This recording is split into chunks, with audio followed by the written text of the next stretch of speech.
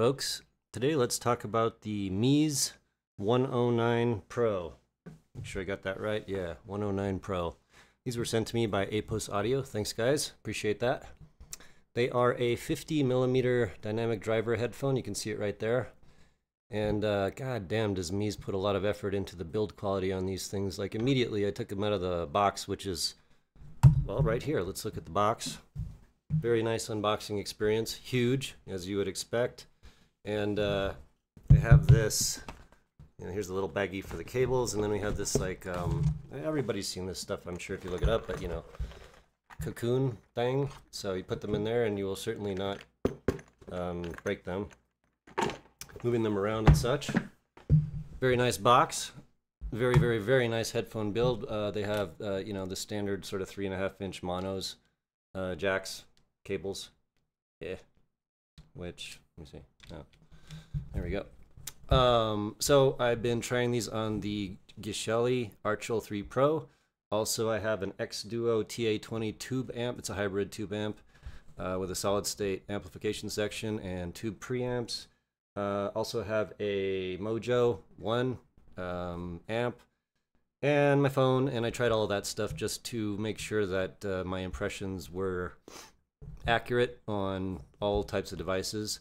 I don't think that these scale at all with more power. Certainly I could put high gain on the Archel 3 Pro and get a little more meat, but barely compared to, I don't know, headphones or something.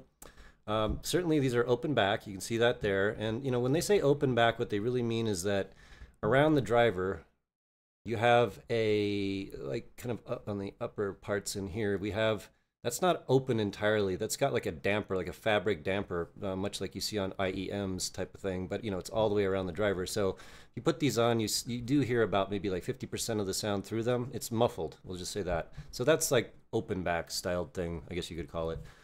So I have some notes on this. Let me go ahead and pull those up. Just a moment here. And we'll flip over to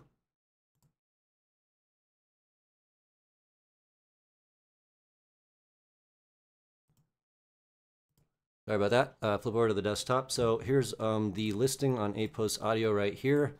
I'll just zoom into that. There's a few things in here that may matter. 40 ohm impedance, just to mention that, so pretty easy to drive. They're not 300 or above that, 600 say. They do have vegan leather on the headband part. They have metal build on the headband itself, or the supporting band, and a lot of the little parts and pieces. I didn't find any plastic. Well, there could be some parts, obviously, but the main, like, structural parts are metal, just say that. So I like that. They have a walnut outer cup, whatever, supporting the driver there. Very, very nice. Flawless build quality. Velour pads that are very supple and comfortable to me, although I don't have a lot of experience, so maybe it could get better. And just to, scroll around there. Also, they're sold out, apparently popular or something. So they were $800. They're on sale for $600, or were, and then they're sold out. So just to mention that. So let me just talk about my notes here real quick, or not that quick. Hold on, let me zoom in here. All right, so we'll just go over some of the bullet points here. Right, 50mm dynamic driver. So here's the stuff they talk about: dual membrane diaphragm. So I think what they're saying is they added, like, there's 2 overlapping diaphragms. Combination of beryllium-coated polymer, cellulose, which in my previous video when I did the base test, you could see the cellulose embedded in the driver membrane. And it says carbon fiber composite and copper zinc alloy. So I suppose they're just spraying it with all kinds of goop and junk and stuff. I think that's to create a stiff driver and also to change the mass of the driver for pushback and other reasons. It's the tuning type of stuff. The build quality on these is very over the top, in my opinion. Like, it's incredible. Just switch over here so I can kind of show you what I'm looking at. The build quality on these is, like, I've had a few Sennheisers in my day, and it's way, way, way above that. And it is a bummer that they're not tuned better for what they are, for the build quality and how much effort they obviously put into this. It's just a huge bummer. So That's just the basic stuff. I'm sure everyone has talked about this, and let's just go into the sound because that's really what matters. So, the sound, it's trebly with recessed mids and some bass. That's the overall impressions. I don't know if it follows any curve. I don't really care, and I don't have a way to test to measure these. I got my little coupler, but that ain't gonna do shit. So, anyways, so yeah, trebly, recessed mids, and some bass. Just in comparisons, I tried my tube amp and it had a little bit better mids, but it was really rather crispy sounding and I didn't like it. The Archer 3 Pro was a little more even sounding, but also it didn't really change much. I just thought I'd try something that was drastically different, like a tube amp versus the Archer 3 Pro. So let's go into some metrics. I'll just switch over to this. So we're right here. We're at bass. So bass, I'm going to give a sorry, can't even read my own stuff. 6 out of 10. It's got bass, and it's probably centered around the upper bass area because of these are open back. You're not going to get a lot of subs. So when I was playing that track on the bass test video, you couldn't really see the drivers vibrating very much. And I've done that same test on in-ears, like 10mm in-ears, and you can see them vibrating, so it's like, eh. Anyway, 6 out of 10, not wonderful. Mids, I'm going to give a 4 out of 10. I actually hate the mids on this, and 4 is maybe being nice, I guess. Some, like, the vintage and lounge stuff I played, actually, I thought was fairly decent. So the male vocals were, like, okay, stuff like that. Yeah, so mids are 4 out of 10. Low mids are entirely missing on this, and they have a cocked sound to it, like, if you're a guitar player, cock wah, changes like the mids and scoops out a part and then pokes up a part of the mids. It does that. It's just, I don't like it. And yeah, so like the low mids are gone. The mids are like there a little bit, and then the high mids are pushed forward. Moving on to treble, 5 out of 10. It's too much, too strident. And oh, by the way, if the mids sound dry on this to me, just to mention. But anyway, the treble, 5 out of 10. It's too much of it. It's too strident.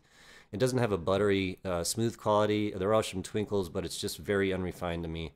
Moving on to stage depth, we're going to give it a 3 out of 10. There's almost no depth to the sound. I was thinking to myself, maybe that's how they got the Pro Monk here. Like a lot of people consider studio monitors to be like, your near field monitoring, so you're looking for details in your mix rather than audiophile replay with like a huge stage and like really wide. So maybe they were going for that. But for general music listening, this is, and also they don't work for pro stuff. For mixing, no. And for monitoring, no. It's completely, the tonality is skewed. You would never want to do that. Your mixes will come out like shit on these. So stage depth, 3 out of 10. It's almost nothing, entirely flat left to right. And then the stage wideness, though, was fairly decently wide. We'll give it an 8 out of 10. Pretty nice. But again, no depth, so then it's just like this sort of 2D image of your sound, not a 3D image, which I hate. Yeah, and I mentioned that if these are for pros, professionals that do this in professional aspects of sound, no, that's not working. Any case, let's just bounce over to music playbacks. I don't really have a lot more to say. I think you can see where I'm going with this. So blues was a huge no. The mids are sucked out. You have the cocked wah feeling. It's just completely wrong. Vocals sound wrong. Some instruments, when they're in the right place, sound completely wrong. So blues is a nope. Classical was decent to good. The mids are a little dry, but I suppose because of the way the mixing is, it's a little less easy to hear the entirely skewed nature of the mids. But also the stage depth sucks, so you don't hear the venue, like, if it was classical music recorded in a venue audio, a hall or something, and you just don't hear that. Those audio cues in the reverbs. The reverbs are pushed very flat, and I hate it. Disco, mids are wrong, but still some of the tracks came out pretty decent, I suppose, because to add bass to these, they stuck it all in the, like the upper bass. So, like older tracks where, like older speakers, 70s, 80s, we didn't have a lot of subs back in those days, so generally, if you had bass, it was going to be like mid bass, and so a lot of those tracks are mixed like that, so this has mid bass, so yeah, you get a little mid bass. Funky Town, pretty good. Ain't Nobody by Chaka Khan was decent, so I'll give it a passing grade on disco. Electronica, which is like EDM, anything electronic with synthesized things, the instruments, is a huge no. A lot of those tracks just have incredibly detailed treble stuff made by synthesizers, and this just did a horrible job, so nope. Jazz was decent, but On tracks where they had a really high quality mix with plenty of treble, this thing has too much treble and just was wrong. So nope. I will give it a passing grade, in other words, because a lot of the jazz stuff I have is old mixed. And so it sounded relatively decent for most of my stuff. Some tracks were bad. Metal is absolutely no on this. Just no, no, no, no. It's very low depth to the sound. Chunky guitars don't sound chunky. They sound sizzly and shitty. Mids are completely whack. Just, God, metal is horrible. R&B was okay. Barely passable. Anything with vocals where you might be trying to sing along, you could just tell instantly there's something wrong there. So I'll give it a passing grade for R&B, but it's not like just don't run out and buy it for that. Reggae was an absolute no. So many of those albums have, they do have cymbals in them, but I never noticed that because I'm listening to other things like the bass and the vocals and the groovy, chill mojo of the tracks, and this just fucked that all up. Skewed it way to this weird, trebly, hollow sound that fucking sucks. Rock, thin, shit tuning, nope, no, no, no, no. And, that kind of follows with a lot of what I'm saying. Soundtracks were from pretty good to horrible, depending on the mix, essentially. But a pass overall, because you'll run into tracks that are just like, yuck. Vaporwave actually was one of the better things this did. I figure because Vaporwave is mixed crazily, and it could be anything, and also they usually chop off the high end just because why not, I guess, on a lot of tracks. And so these did a pretty good job of Vaporwave, which will be the one thing I think they do pretty decent. Maybe the second would be Vintage and Lounge right there. Buena Vista Social Club was quite nice. The vocals sounded okay. If I compared to a good set of IEMs, then it's immediately skewed, but I found it to be okay. So I'm trying to find some nice points on this. So conclusions. I really wish they had spent as much time on the sound as the build quality on these monsters. Let me flip over here. So yeah, clearly they spent all of their R&D money on the build quality, making these look incredibly nice. Solid, they don't creak, there's none of that stuff. Put them on. The clamping force is a little high, so I don't know, if you have a big head, these might be a little too much after some hours. Maybe give you a headache or something, but God, man, they're so pretty. Why didn't they actually make the sound as pretty as these look? The overall impressions of these are that it's like the tonality, let's see if I can get my hand. If this is tonality flat, right, they're like this. So it's all like tilted upwards into the treble areas with the mids have this weird dip in the cocked wah thing going on. And ugh. So I'm going to have to give these a pass. I don't like them. Also, Meze, the Rye Penta that I tried before. By the way, I'm probably saying that wrong. I don't care. Meze, whatever. The Rye Penta was fucking horrible. Oh my God, that is one of the worst in-ears I've ever tested. I would rather have anything except those. And yeah, these are basically about the same. I can't stand them. They're just, wow. So whoever tunes these Meze is not my buddy, and I don't get along with them. Right on, and I will talk to you later.